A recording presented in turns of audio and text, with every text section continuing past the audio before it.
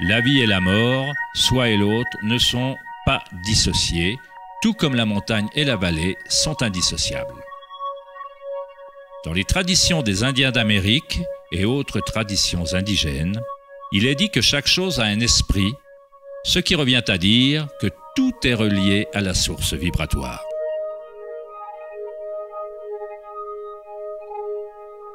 Il y a une conscience, un champ, une force qui se déplace à travers tout.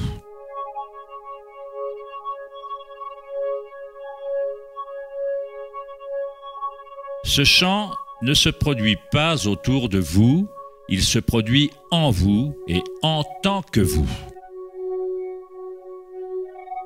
Au réveil, après un rêve, vous vous rendez compte que tout dans ce rêve était vous. C'est vous qui le créiez. La soi-disant vie réelle n'est pas différente. On est chacun et chaque chose. La conscience qui regarde par chaque œil, sous chaque pierre,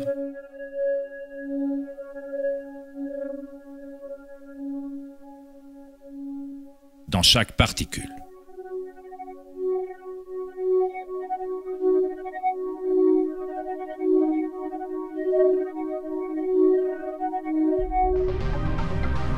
Les chercheurs internationaux du CERN, le laboratoire européen pour la physique des particules, recherchent ce champ qui se prolonge en toutes choses. Mais au lieu de regarder à l'intérieur, ils examinent le monde physique extérieur. Les chercheurs du laboratoire CERN à Genève, en Suisse, ont annoncé avoir trouvé le boson de Higgs ou la particule de Dieu. Les expériences du boson de Higgs prouvent scientifiquement qu'un champ énergétique invisible occupe le vide spatial. Le grand collisionneur d'hadrons du CERN consiste en un anneau d'environ 26 km de circonférence dans lequel deux faisceaux de particules sont accélérés dans des directions opposées pour ensuite converger et entrer en collision presque à la vitesse de la lumière. Des scientifiques observent les résultats de ces violentes collisions. Le modèle standard ne peut pas tenir compte de la manière dont les particules accumulent leur masse. Tout semble être fait de vibrations, mais rien ne vibre. C'est comme s'il y avait un danseur invisible, une ombre qui danse cachée dans la vallée de l'univers. Tous les autres danseurs ont toujours dansé autour de ce danseur caché. On a observé la chorégraphie de cette danse, mais jusqu'ici, on n'a pas aperçu le danseur.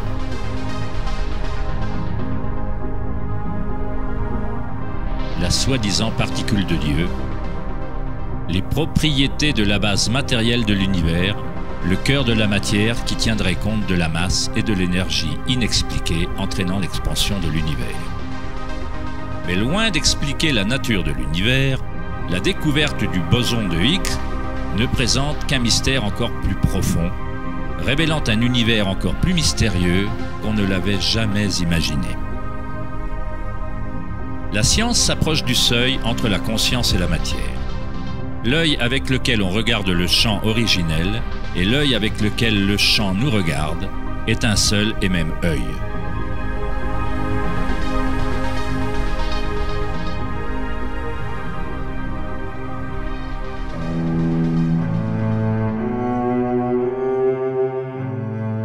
Le brillant écrivain allemand Wolfgang von Goethe déclara « L'onde est le phénomène originel qui a engendré le monde. » La cymatique est l'étude du son visible. Le mot cymatique vient de la racine du mot grec cyma qui signifie onde ou vibration.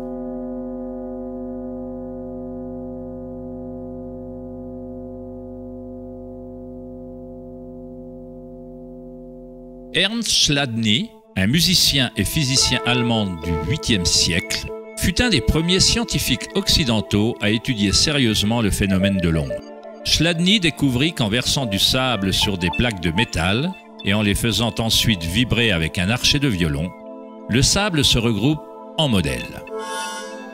Différentes formes géométriques se dessinent selon la vibration produite. Chladni archiva un catalogue entier de ces formes qu'on désigne sous le nom des figures de Chladni. On peut trouver un grand nombre de ces modèles dans le monde naturel, comme les taches sur la tortue ou les modèles tachetés des léopards.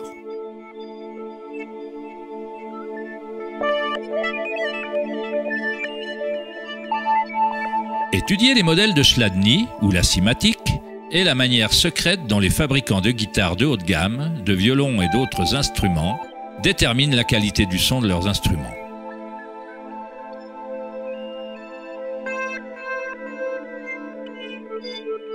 Dans les années 60, Hans Jenny a développé le travail de Chladni en utilisant des fluides variés et l'amplification électronique pour créer des fréquences sonores et les a surnommées cymatiques. Si on fait passer de simples ondes sinusoïdales à travers un plat rempli d'eau, on observe des modèles dans l'eau. Différents modèles d'ondulation apparaîtront selon la fréquence de l'onde. Plus la fréquence est élevée, plus le modèle est complexe.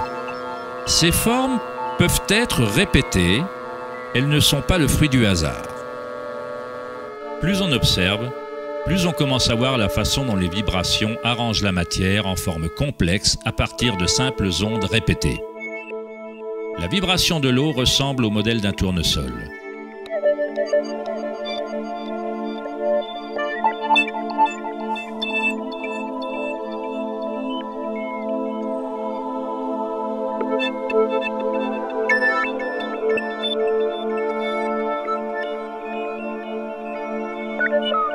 On obtient un modèle différent en changeant simplement la fréquence du son.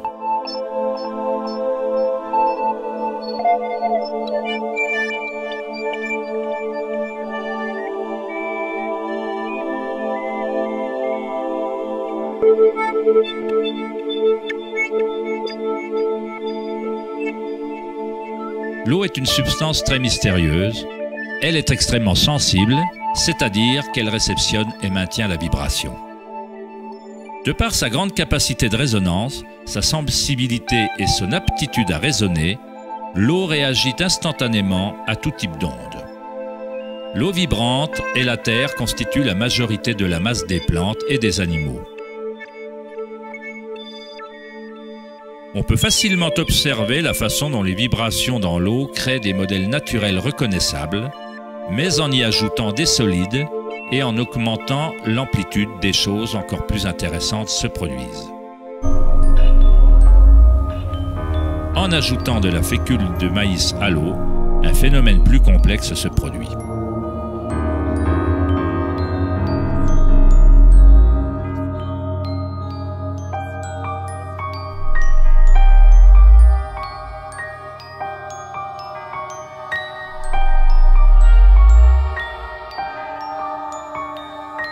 Il est possible qu'on puisse observer les principes mêmes de la vie, alors que les vibrations transforment la tache de fécule de maïs en ce qui ressemble à un organisme mouvant.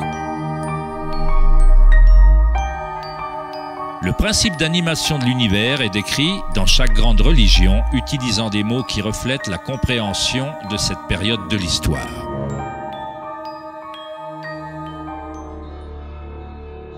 Dans la langue des Incas, le plus vaste empire de l'Amérique précolombienne, le mot se référant à l'être humain est Alpacamasca, ce qui signifie littéralement « terre animée ».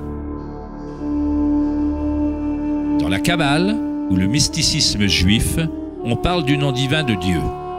On ne peut pas dire le nom, on ne peut pas le dire car c'est une vibration omniprésente. Tous les mots, tout est matière, tout est le mot sacré. Le tétraèdre est la forme géométrique tridimensionnelle la plus simple qui soit. Il faut au moins 4 points pour qu'une chose soit une réalité physique. La structure du triangle est le seul modèle autostabilisant de la nature. Dans l'Ancien Testament, on utilisait souvent le mot tétragramme pour représenter une certaine manifestation de Dieu. On l'utilisait pour se référer au mot de Dieu ou au nom spécial de Dieu, au logos ou au mot originel. Les anciennes civilisations savaient que la forme tétraédrique se trouvait dans la structure de base de l'univers. Au-delà de cette forme, la nature présente une pulsion fondamentale vers l'équilibre, Shiva. En même temps qu'elle présente une pulsion fondamentale vers le changement, Shakti. En général, dans la Bible, on lit dans l'évangile de Jean « Au commencement était la parole ». Mais logos était le mot utilisé dans le texte original. Le philosophe grec Héraclès, qui vécut approximativement 500 ans avant Jésus-Christ, fit référence au logos comme à quelque chose de fondamentalement inconnaissable. L'origine de toute répétition, de tout modèle et de toute forme. Les philosophes stoïques, suivant les enseignements d'Héraclès, identifièrent le terme au principe divin animé qui se propage dans l'univers. Dans le soufisme, le logos est partout et dans toute chose. C'est par cela que le non-évident devient évident.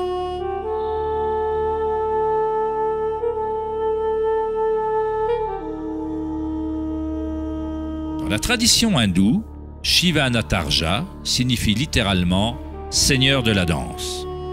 Le cosmos entier danse au son du tambour de Shiva. Tout est empreint d'eux ou âme animée par cette pulsation. Le monde ne peut continuer à évoluer et à changer qu'à la condition que Shiva danse, sans quoi il retombera dans le vide. Alors que Shiva est représentatif aux yeux de notre conscience qui témoigne, Shakti est la substance ou la chose du monde. Alors que Shiva médite, allongé, Shakti tente de le faire bouger et de le faire danser. À l'instar du yin et du yang, le danseur et la danse ne font qu'un.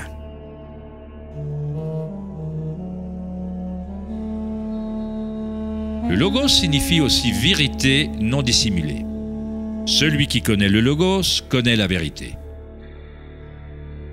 Il y a de nombreuses couches de dissimulation dans le monde humain, alors qu'Akasha est enchevêtré dans des structures complexes qui empêchent de voir la source elle-même. Comme un jeu de cache-cache divin, on se cache depuis des millénaires en finissant par oublier le jeu complètement. D'une certaine manière, on a oublié qu'il y a quelque chose à trouver. Le bouddhisme enseigne la perception directe du logos, du champ du changement ou de l'impermanence en soi par la méditation. En observant son monde intérieur, on ressent des sensations et des énergies de plus en plus subtiles au fur et à mesure qu'on augmente sa concentration. Quand on se rend immédiatement compte de l'anika ou de l'impermanence à l'origine de la sensation, on se libère de l'attachement aux formes extérieures éphémères. À partir du moment où on se rend compte qu'un champ vibratoire est à l'origine commune de toutes les religions, comment peut-on dire « ma religion » ou « c'est mon son originel Om, mon chant quantique ».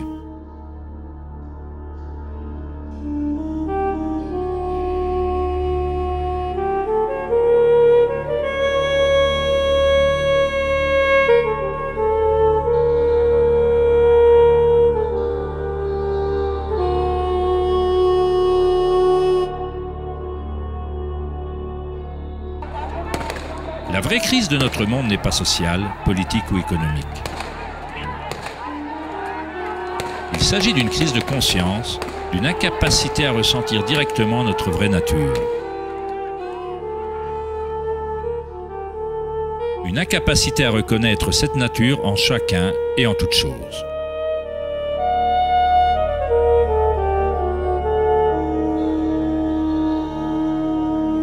Dans la tradition bouddhiste, le bodhisattva désigne celui qui détient la nature éveillée de Bouddha. Un bodhisattva fait le vœu d'aider chaque être de l'univers à s'éveiller, à se rendre compte qu'il n'y a qu'une seule conscience. Pour éveiller son soi intérieur, il faut éveiller tous les êtres.